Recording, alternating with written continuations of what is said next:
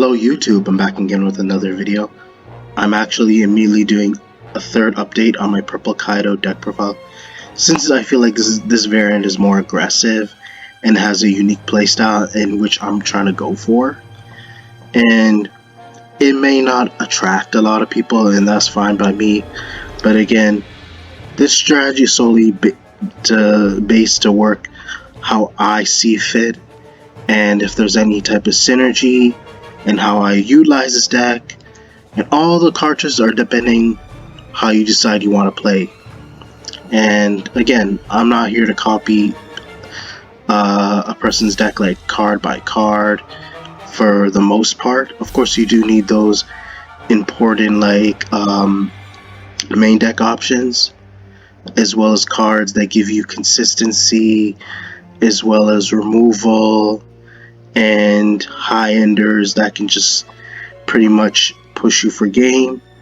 This deck helps push for game simply because I feel like this deck doesn't have enough options where you can actually play extra characters without having to rest it on, and you're gonna find out why. So we're gonna proceed with this deck profile. Obviously you guys are fully aware I'm playing the purple Kaido. Obviously we're maxing out on the 2k counter. Black Maria, I don't really need to say much. It gives you extra 5 Dawn, but it all depends on your opponent's Dawn. If you have equal amount of Dawn compared to your opponent, you don't lose any Dawn. But if your opponent has less Dawn than you, when you activate this effect, you'll have the same amount of Dawn even. So even if you manage to get 5 Dawn up rested, you gotta put those Dawn cards back into your deck until you have the same amount of cards, the same amount of Dawn cards on your opponent's field. But it's to make sure that we make use of all the minusing that we do in order to get rid of our Dawn, to get those additional effects off. Another 2k counter we're playing, but it's different, which is outside the Animal Kingdom Pirates. We're playing one Miss Doublefinger, Zala. She helps since we're playing a lot of bricks in this deck, and she also helps you out, although the Dawn becomes rested the moment you discard one. But the reason why we're playing her, because on trigger, and this is an important part, on trigger you can -1 Dawn and play this card. So she helps in case you want to have an additional character in order to attack. Like I mentioned earlier, you want to be able to play up to more characters without having to rest your Dawn, and that's pretty much what she does. As well as she helps you retrieve the Dawn that you lost. So even though you gotta discard a card, it may not be of use, or it could be like Onigashima in hand when you already have one on field. So why keep the other? And we're gonna go straight to the other card, which is similar to Miss Doublefinger, but when on KO, if he were to die, you literally get to play one Dawn card from your Dawn deck and rest it. So although yes, a lot of the cards, you'll notice the trend behind this archetype or behind the strategy, yes, they rest a lot of the Dawn, because there isn't too many options where you can play a Dawn active besides the Eustace Kid or the purple Luffy from OP05. But they do more than that. They can just, again, they help you either retrieve the Dawn like Black Maria, or you literally get to play them without having to rest them, so giving you more additional characters in order to like push for attacks against your opponent, so you can actually overwhelm them even more. That's the whole purpose behind this strategy that I'm playing. And although the deck may be different, for the people who actually can take the time to look at it, they might appreciate the cards that I'm utilizing and the strategy, and how I'm able to like explain choice by choice, as well as unique cards. 2 copies of the Trafalgar Law from the 3 Worlds, which is a 4 cost, has 5k power, and is a blocker. As you notice, if your opponent would have 7 or more cards on play, you minus Dawn, and you get to trash up to 2. You get to literally trash 2 cards from your opponent's hand, your choice. Although it is random, Normally with some decks, depending on the effect, sometimes they have the ability where it's like your opponent trashes one, but you get to trash two based on your the cards that you select. You cannot be able to see the cards, but at the same time, this helps determine which card you get to get rid of that could be abuse your opponent, which could really help you out. We're also playing another 2K counter, which is our final. We're playing the playset of X-Drake from OPO1. Sometimes you're going to use his on-play ability, depending how many cards your opponent has. I think it's only worth playing if your opponent has a lot less cards. But usually what happens that on play, you -1 Dawn, and you trash one card from your opponent's hand, but they choose, unfortunately. But it's only there in case you really think that trashing one can determine and dictate the lead, as well as pretty much close the game out, and that's usually what you're hoping to do. And that's how you solidify this card. You only use this on play when necessary if you feel like you have a chance at game. We're playing 2 blocker Useless Kid from OPO5. He's a 5 cost with 6k power. During your turn, whenever a Dawn card from your field is returned to the Dawn deck, you get to set up 1 active Dawn. Now, I could choose to play more than 2, but at the same time, I'm trying to make space for more offense, because again, that's the whole purpose behind the deck. But being able to play an active Dawn really helps. But it's not always going to last throughout the entire game, but there are times where you're going to have to use a Kid to block. So you only use it in case you want to set up for more characters, or give them more Dawn to power them up in order to engage with more attacks, or is to help you come back if you don't have enough ramp. So for our final blocker, obviously you guys, not much to explain, no exception, is our playset of Purple Queen blocker from STO4. I don't really need to say much, because on play you -1 Dawn, you draw 2 cards, and you trash 1 from your hand. So in the beginning of the last deck profile I did for Purple Kaido, I did kind of reconsider, but I decided to put this card back. We're playing the 6 cost, 7k power King from STO4, but this is to help shrink your opponent's board. I really feel like more than 2 isn't necessary, because I feel like when the more the game passes, the more turns that pass, its effect doesn't become that impactful. But I think if you see it early game, it really helps to shrink their lead. So either you could put a lot of pressure and have more characters on your side rather than your opponent. Either you may be getting rid of a blocker, or maybe a body that's hoping to engage and hit your leader. So it all depends on the situation, but a lot of times you're going to use it to like wipe out their offense or defense.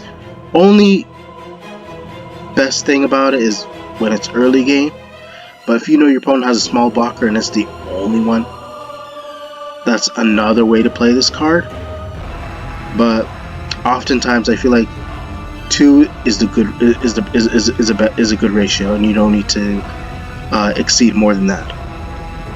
So for other kid, for our other king, we're also playing a playset of the 7 cost.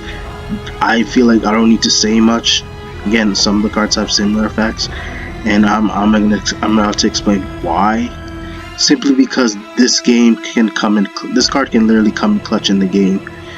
On play, you -Dawn. This card gains rush, and again is searchable. Has 8k power, but I personally want to see this card more often or not. Simply because I feel like this can actually dictate the entire game. Since in the Animal Kingdom Power deck, there isn't too many strong characters that have rush, and Queen, it pretty much wasted on that Queen. But that's why you don't have to rely on a Queen, because you can use King to help you and favor you in that duel. Simply because, for what it's worth, the Queen only had like 5k power with that cost 6 Dawn. For what it's worth, definitely won't make up for the the game and how you're trying to like push your opponent, this card just feels like it solidifies and makes a huge difference. It can definitely heavily impact the opponent, and you, the player, I feel like you benefited more the more ramp you have in the deck, as well as like seeing duplicates of this card. So although it may be a high cost, it's definitely one of those high-enders that you really want to see more of, simply because if you can't manage to play your other big high-ends, you always have him just in case. And for another high-enders, we're playing the 2 Charlotte Linlin from OPO8. Although it may not be the strongest, but I feel like it's very useful and has a flexible ability where on play you minus a Dawn, you trash 1 card from hand, you add the top card from your deck to your life cards, and you get to place 1 character your opponent controls at the bottom of their life face up, as long as it costs 6 or less. So not only is it giving you life, it's removing a character on your opponent's field. So although that character may be going to their life, at least you could see which card is in, just in case. You can always use your leader to remove it, or you can always save for later, and then if you know you have advantage, and even if they do get the card from their life cards, you can manage to actually finish it off, depending if you could find your win condition. And a card that'll help you meet your win condition is the 9-cost purple Kaido. Again, just like really not much to argue about this card and what it does and how strong it is. On play, you minus 5 Dawn, and if you do, you can KO up to 1 character your opponent controls that costs 6 or less, and if you do, this card gains a rush this turn. So I feel like 3 is a perfect number in my opinion for what I play, because I want to at least see 1. Of course, when you see it too soon, it can heavily hurt your hand. It can heavily hurt your chance of being able to see Onigashima, or able to like say smaller characters to help you build your offense. But the effect itself justifies playing 3 copies, because it's the fact that if you draw into it, it can help you win easily. It all depends on your setup too. So a card that helps remove setup is our 10 cost, which we're playing 2 of. Our 10 cost 12k body Kaido from OPO1. Again, you on play, you minus 6 Dawn, destroy all other characters on the field. Although it goes against your side of the field as well, but at the same time, if you know your opponent's about to game you, I said this before, if you know your opponent has a chance of beating you, or if they have just too many characters on field, I would say it is important to play it as quickly as possible, as you pretty much have to, because those 3 or 4 or 5 characters that have at least 5 power or more can really overwhelm you. So you want to do whatever you can to get rid of that board, so that it'll take them a lot longer to set up that type of board, and that you have not only a very strong high end, but at the same time you force your opponent to set up all those other characters, but it'll take them more time. But then you have a chance to actually regain some of that Dawn, whether it be from the Black Maria or your other purple characters. But at the same time, it's like you have a chance of actually doing a lot more damage to your opponent than they do, depending on their setup. But that's why I feel like it kind of justifies playing 2. But also, like, if they don't have that many cards in the hand, you either might be in the cleared, or they're not going to have enough counters to block your high ends, as well as the Kaido that's on board. And for our other 10 costs, we're playing the purple Luffy. Again, makes us take advantage and abuse Onigashima Island. Helps you ramp as well, because basically you can rest a Dawn, you get one Dawn active, similar to Eustace Kid, but its other ability is like on play, you can minus all your Dawn, you get an extra turn, but you gotta shuffle all the other characters. But like what you want to do is, I said this before, you want to be sure to attack with all your characters first before you decide to play the Purple Luffy from OPO5. And what it does that essentially you get two more attacks, one with your leader, one with the Luffy, and you get to draw a card. Although you lose pretty much all your Dawn, you get to retrieve some of the Dawn, and you can potentially get 3 or 4 Dawn, but depending on your setup, you may be able to get into more Dawn, like depending how you decide to dictate the board or like punish your opponent. This card can come in handy, but I feel like 1 is important. 2 just seems too many and helps you decide how you want to hurt your opponent. And besides that, it probably just does better in Purple Luffy. It's just another spicy tech, just in case. And another spicy tech we're playing is the Kaido Linlin. Although I did kind of reconsider, again, the last deck was a completely different variant. I feel like this will work because it helps you pretty much add more triggers, so let me get straight to the point, although it may be slower. But in case you have the chance, like, it can actually, the whole purpose behind this card is help you close out the game, just in case. But unfortunately, when you attack, you can minus all 10 of your Dawn. So similar to Luffy, you gotta wait before you decide to use this effect. Attack with all your characters first before you go into Kaido and Linlin. So you minus 10 Dawn, destroy all other characters on the field, and if you do, you gain life. So you basically add the top card of your main deck to your life card, and you minus 1 of your opponent's life card. So you trash 1 of the life, as well as this card also gets to mount an attack.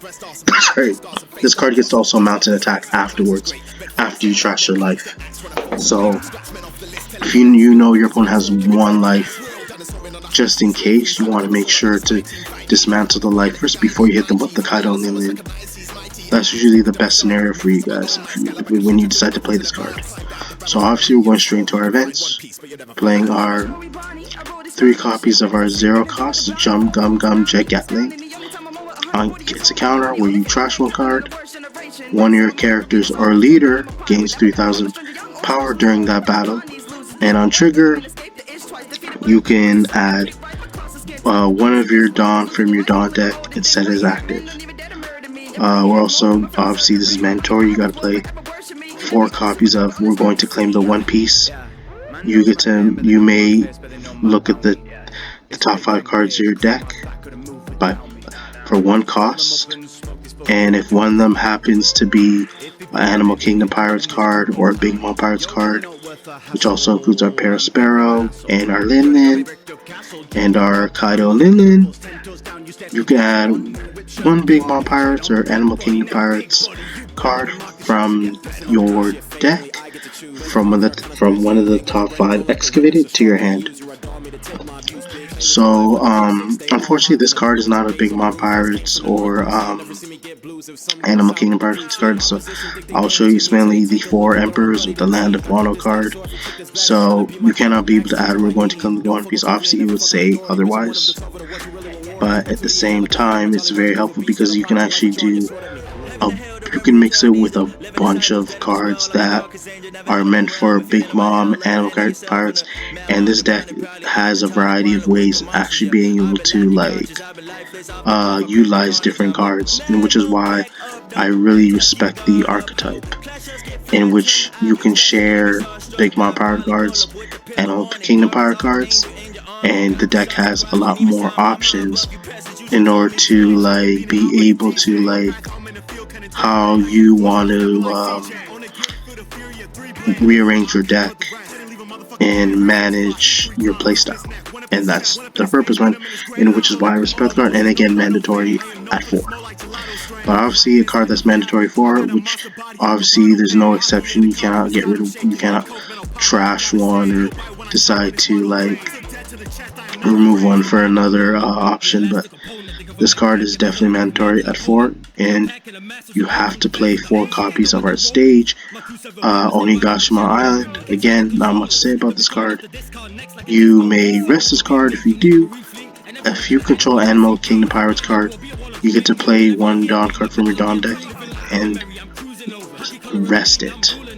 So this helps keep the deck going, helps you be able to ramp a lot faster and being able to say your big plays a lot more sooner and see it early, to potentially change the tide of the duel. So what I mean change tide, and personally just so that you'll be more excited to get those very strong plays a lot more sooner, because it helps fortify our offense or fortify your defense and be able to play more characters, forcing your opponent to like trash more cards, lose more life, and basically earning you more characters that can go in as soon as possible. Because considering the route that the card game is taking, you want to play really fast offense as well as have enough coverage just in case your opponent has something up their sleeve. And which is why I decided to build this variant. I feel like it works out for me perfectly, and I do understand the card choices, and I can pretty much get a grasp on how this deck is supposed to be played, because I have knowledge as to what cards to try out and whether it's needed or not. And I feel like these cards seem necessary, although they may seem questionable. But the thing is, me as the player, I'm supposed to figure out myself rather than opponent, because if my opponent figures out my strategy, they might have ways of like countering this deck, as well as figure out the weakness, so that only I can know the weakness of what the flaws are with this deck. Because if they manage to find the flaw against deck, then either people are going to be supplying themselves with a lot of the similar cartridges that can actually put this deck at a disadvantage. But only, again, I feel like the player should know their own deck, and even if they judge you and say it sucks, only you know for yourself, since you're the only one that plays the deck, and you understand the ins and outs. In that, if they think it sucks, but only you know for sure, it can actually lead the way for you, and you can be able to carry out with your choices and be proud of what you managed to accomplish. Seriously. And sometimes there's nothing wrong with having to like build your own deck and innovate and try to do whatever makes you feel comfortable and can like satisfy your creativity.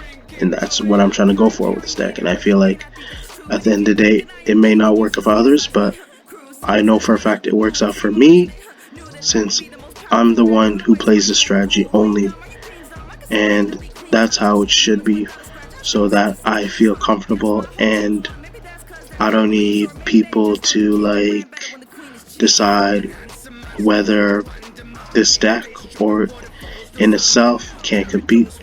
Only I can figure that out myself, unless I get enough practice and I get enough games for me to like realize whether it's worth it or not. But overall, I feel like I said enough for you guys. Hopefully you guys enjoyed the video. Be sure to check for more upcoming content later in the future. Be sure to check your notifications, comment, like, subscribe. Thank you.